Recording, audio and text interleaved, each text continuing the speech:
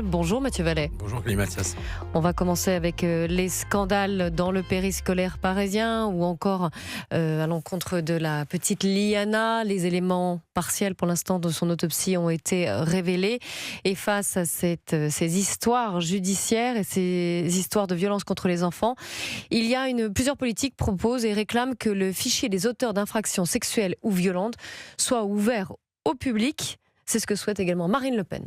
Je crois que c'est une américanisation qui n'est probablement pas utile. En revanche, il y a très certainement un niveau de connaissance, notamment des employeurs, qu'ils soient d'ailleurs publics ou privés, à mettre en place, qui pour l'instant n'a pas l'efficacité qu'on pourrait en attendre. Donc en fait, Mathieu Vallet, ce que réclame la présidente du Rassemblement national, ce n'est pas d'aller sur ce qu'on appelle la Megan's Law aux États-Unis, c'est-à-dire que tout le monde puisse avoir accès aux fichiers, mais qu'au moins les employeurs puissent au moins regarder ce qu'il y a dedans. Oui, il faut que les employeurs aient accès à toutes les informations nécessaires au recrutement des personnes qui vont travailler auprès et pour nos bambins, pour nos bouts de chou, puisque c'est important qu'on sache effectivement s'ils font l'objet de procédures pour des faits de pédocriminalité, pour des faits d'agression sexuelle sur mineurs ou même des violences sur mineurs. Évidemment qu'aujourd'hui, le FIJES, le fichier judiciaire des auteurs d'infractions sexuelles et violentes, parce qu'il y a un V à la fin, est accessible uniquement aux services de police et de gendarmerie. Il faut que les employeurs puissent avoir un accès. Vous savez, comme quand on recrute un policier ou un gendarme, il y a une enquête de moralité pour voir si la personne est connue du service de police et de gendarmerie. C'est évidemment, elle fait l'objet d'une fiche S. Et évidemment, accès à tous ces fichiers. Il faut qu'on crée en fait un outil administratif qui permet d'accéder à l'ensemble de ces fichiers de manière à ce qu'on sache si on fait face à des fous furieux islamistes, à des fous furieux prédateurs sexuels ou à des gens qui peuvent évidemment pas travailler ni auprès de nos enfants ni même dans le secteur public. Il y a une moralité, une éthique et une honnêteté qui est évidemment nécessaire. Alors, c'est ce que vous réclamez au Rassemblement national et ce que réclame la chef des députés du Rassemblement national, Marine Le Pen. Mais Édouard Philippe, lui, il propose d'ouvrir un débat parlementaire pour étudier la possibilité d'une Sarah's Law. J'ai cité la Megan's Law, ça c'est aux États-Unis, mais la Sarah's Law c'est en Grande-Bretagne. Ce dispositif permet aux parents d'interroger la police pour savoir si un adulte qui est en contact avec leur enfant a des antécédents judiciaires. Vous y seriez également favorable ? Enfin, je vous dis, il faut qu'on voit, parce que vous avez aussi les assistantes maternelles qui font évidemment ce métier à domicile chez les parents. Donc, c'est des employeurs, hein, ils ont un compte déclaré à l'URSSAF, ils ont une activité déclarée aux impôts, au fisc. Donc, avec ce statut, doivent leur permettre de pouvoir, aux parents qui recrutent, de vérifier par des modalités qu'il faut encore définir, hein, parce que les dévoiements et les libertés, c'est aussi important. Je voudrais votre réaction quand même après la relaxe. C'était symbolique parce que c'était le premier procès d'un animateur dans le périscolaire parisien. Il a été relaxé en milieu de semaine.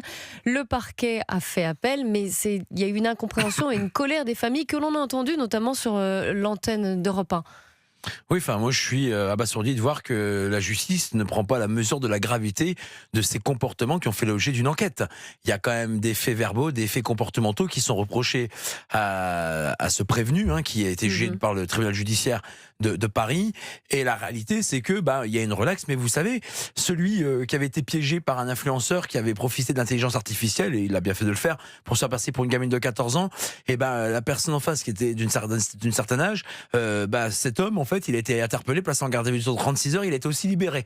Et parce qu'il plaide le coup de folie, lui, c'est pareil, il est remis en liberté dans la nature. Donc moi, je veux bien que la justice, par son laxisme, remette des prédateurs sexuels dehors, mais il faut attendre quoi ? Qui viole et qui tue, qu'on ait des victimes pour qu'enfin il y ait une réaction, une condamnation et qu'on vienne comme Jérôme Barella, dont on vient d'apprendre que son ADN a été retrouvé sur cette petite fille de 11 ans, c'est ça ? Qui a 11 ans. Oui. Voilà, vous voyez, c'est tellement jeune, enfin bon, et ignoble, et enfin bon. Et donc, du coup, c'est quand même cette fille qui a été violée et tuée et assassinée. C'est quand même incroyable qu'il faut qu'on ait ce genre de drame pour que ça réagisse. Et encore, ça réagit même pas. Enfin, c'est absolument lunaire. Et on n'est pas au bout de nos restes. Le maire de Paris, Emmanuel Grégoire, explique qu'en fait, il va passer son temps à poursuivre pour diffamation. Vous savez, toutes les procédures qui encombrent les tribunaux, qui encombrent les magistrats, qui mettent des piges et des plombs à avoir des résultats. Il veut aller traquer les responsables politiques qui veulent contester, dénoncer et combattre le recrutement de personnes qui pourraient être des prédateurs sexuels, plutôt que de combattre finalement ces personnes qui sont dans le périscolaire parisien ou qui peuvent l'être. Enfin, c'est hallucinant. Quelques éléments de contexte. Il préfère emmerder les politiques avec des procédures à la noix, plutôt que d'aller voir s'il y a des gens détraqués sexuelles ou violentes qui s'occupent des bambins dans le périscolaire parisien. Donc c'est affolant. Voilà la priorité de la gauche parisienne aujourd'hui et de l'extrême gauche, qui même si ils sont pas dans le même groupe, font quand même partie de la même composante politique. Donc c'est hallucinant, c'est hallucinant.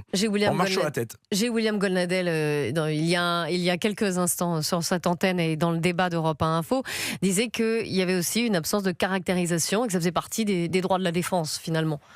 Oui, d'accord, mais moi tout ce que je vois, c'est que on a des bambins, des boutchous qui demandent rien à personne, qui sont en pleine fleur de l'âge et qui ont le droit à être protégés des personnes qui sont détraquées sexuellement, qui sont des personnes violentes, des personnes qui quand même faut être complètement allumées, complètement irrécupérables pour aller toucher des gosses et qui plus est derrière les tuer. Enfin, je veux dire, au bout d'un moment, il faut remettre l'église au centre du village. Enfin, moi, j'ai des petits neveux qui ont 3 ans et 1 an et demi. Évidemment que je deviendrai fou si j'apprends qu'il y a un détraqué sexuel qui en plus est connu, qui a déjà fait l'objet de procédures judiciaires dans le passé et qui touche à ce qu'on a de plus cher, c'est-à-dire au sang de ma famille. Voilà, donc au bout d'un moment, il y a d'abord le droit des familles, le droit des enfants à ne pas être la cible, la proie de ces prédateurs sexuels dans le périscolaire, où qu'ils soient d'ailleurs. Enfin, vous imaginez quand même pour la famille de Liana d'apprendre que la gamine elle a été violée puis après tuée et mise dans un silo. Enfin, franchement, quoi. Franchement, non mais... Et il y a encore un débat pour savoir s'ils doivent faire de la prison à vie avec certitude. Bah, il n'y a pas de débat, en fait. Hein. Ces gens-là, ils sont irrécupérables. C'est des gens qui n'ont pas leur place dans notre société. Quand on est capable de toucher un gosse, y compris sexuellement, et après de le tuer, et voilà, comme la bourreau de la Lola, comme le bourreau de Philippines, tous ces gens-là, ils font des victimes. Donc, tant qu'ils sont derrière les barreaux, ils ne font pas des victimes dehors. Donc, c'est clair. Enfin, c'est clair. Et moi, j'en ai rien à cirer de leurs conditions de détention. C'est pas mon sujet. Qu'ils méditent jusqu'à leur dernier souffle en prison et qu'ils nous fassent pas des sueurs avec des recours qu'on paye avec notre propre argent. Parce qu'en plus, ces gens-là, en plus d'être des criminels, ils se permettent de réclamer de l'argent associé pour l'aide juridictionnelle. Enfin, c'est hallucinant. Moi, je tire la sonnette d'alarme. Hein. C'est quand même nos gamins. On parle de ce qu'on a de plus précieux dans notre société.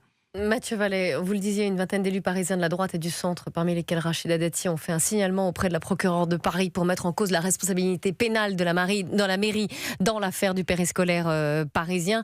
Qu'est-ce que vous dites? Enfin ? Non mais il faut que chacun rende des comptes. Quand on est la mairie de Paris, comme quand on est une collectivité locale, on a des comptes à rendre en tant qu'employeur des personnes qu'on recrute et qui travaillent notamment auprès des publics les plus sensibles, qui sont les enfants.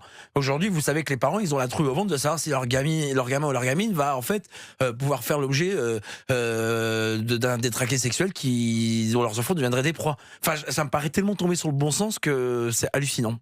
Autre sujet, mais qui concerne aussi Paris d'ailleurs, Mathieu Vallet, donc porte-parole du Rassemblement National. Oui, la préfecture de police de Paris a décidé d'interdire le concert de la France Insoumise prévu dimanche place de la République en raison du risque de trouble à l'ordre public, une décision que le parti de Jean-Luc Mélenchon a décidé de contester.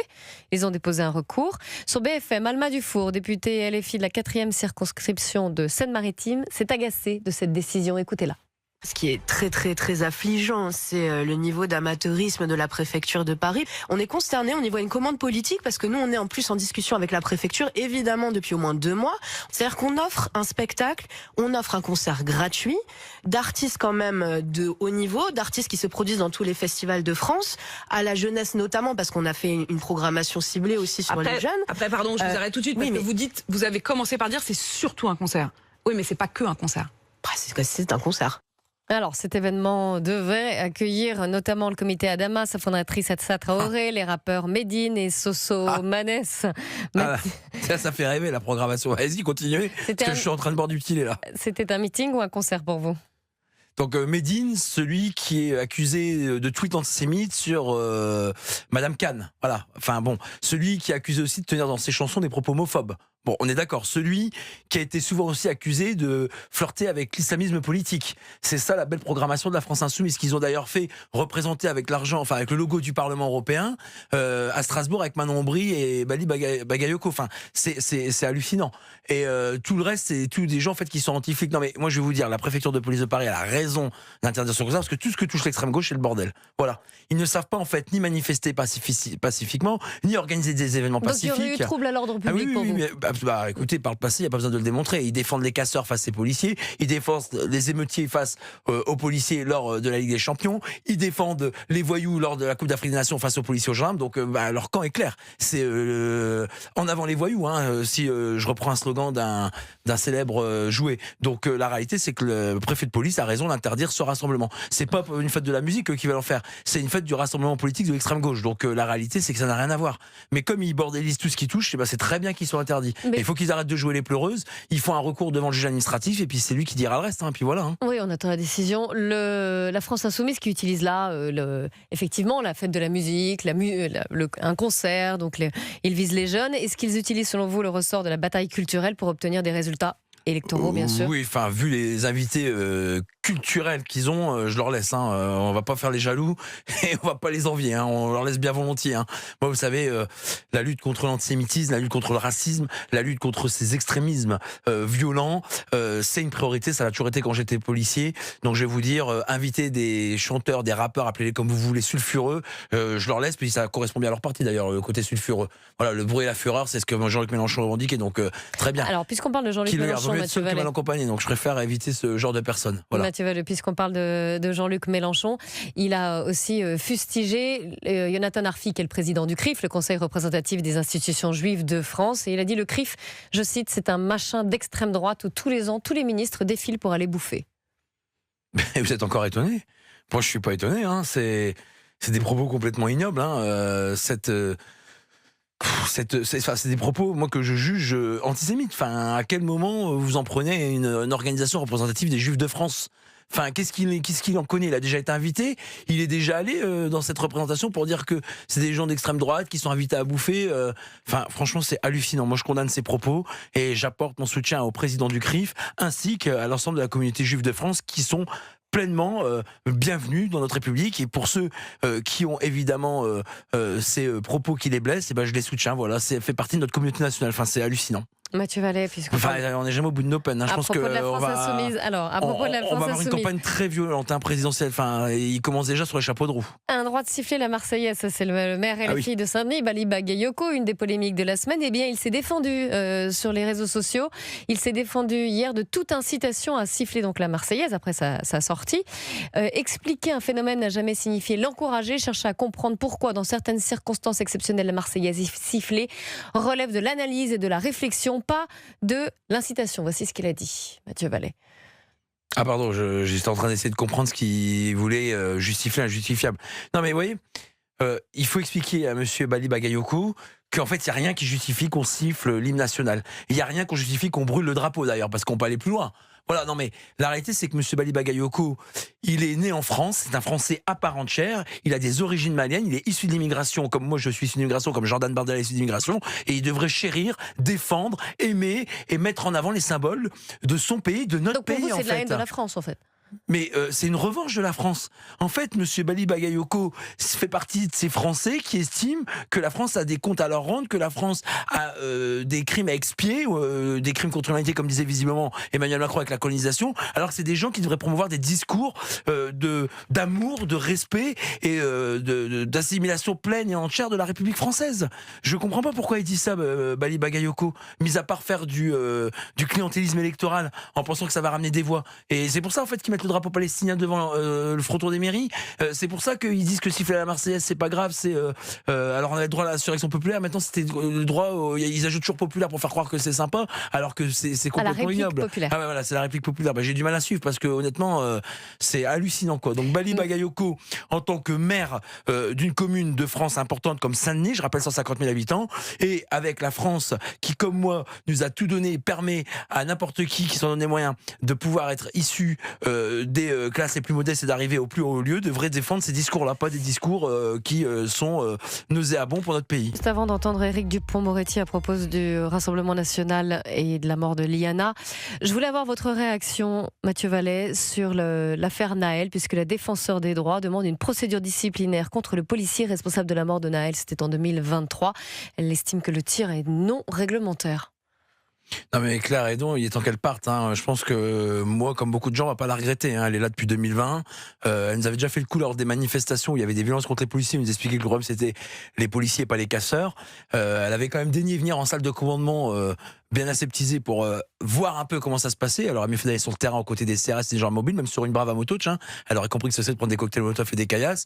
Mais la réalité, c'est qu'elle a jamais mis, en fait, elle a jamais été dans une voiture de police face à un refus d'obtempérer. Donc, c'est hallucinant. Donc, en fait, son avis, elle est gentille, mais il y a des magistrats qui sont en train de faire une instruction. Oui, justement, parce que la Cour de cassation oui, et ouvre ça la va voie à être un jugé procès par une cour d'appel. Exactement. Bon, voilà, la cour d'appel de Versailles. Ouais. Donc, Madame Edouard, en fait, j'ai l'impression que c'est plutôt défendre les droits des voyous plutôt que les droits des honnêtes gens et singulièrement des policiers et des gendarmes. Voilà. Elle est assez lunaire, hein, je ne sais pas si vous l'avez lu. Hein. Ils n'auraient pas dû faire de course-poursuite, ils auraient dû le laisser faire son refus d'obtempérer. En gros, les voyous font ce qu'ils veulent et les policiers et les gendarmes doivent s'expier de vouloir faire leur travail. Enfin, c'est un discours hallucinant, vraiment.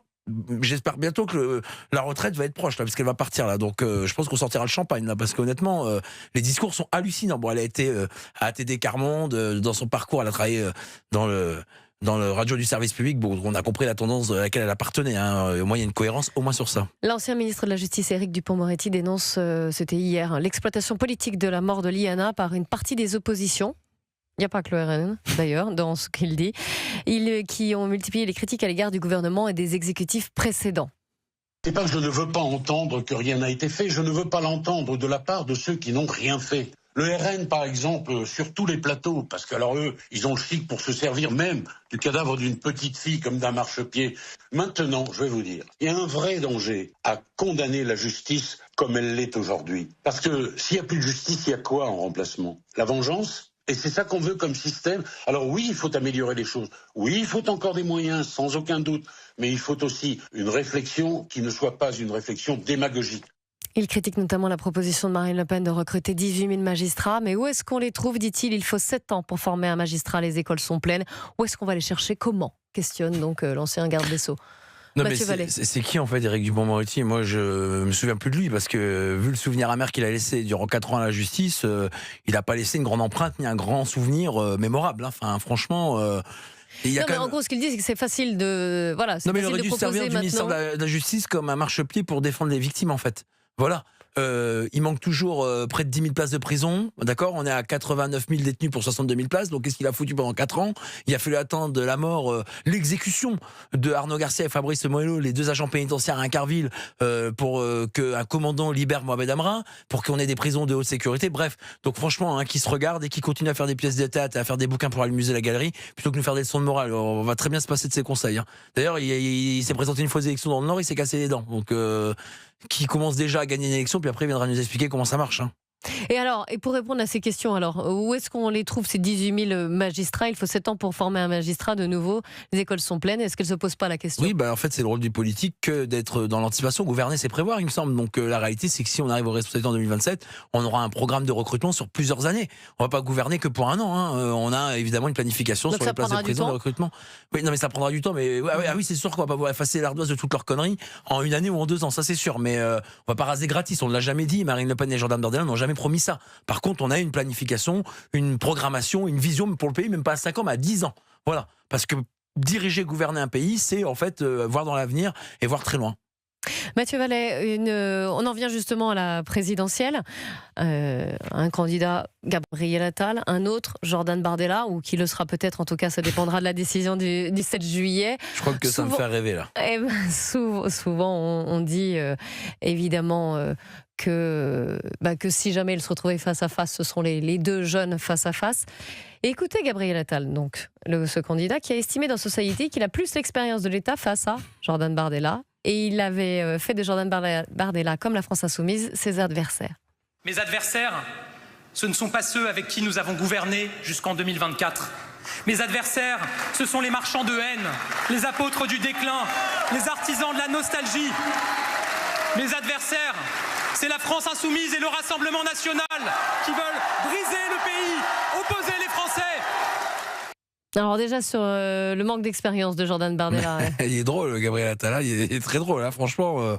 Ça serait tellement risible si on parlait pas de la 6e puissance du monde. Hein. Non, mais en fait, Gabriel Attal, ils sont tous obsédés par Jordan Bardella et Marine Le Pen, en fait. Hein. Mais qui s'occupent de leur écurie avant de vouloir aller chez nous dans nos écuries. Enfin, la réalité, c'est que Gabriel Attal, il y a quoi comme expérience? C'est Monsieur CDD.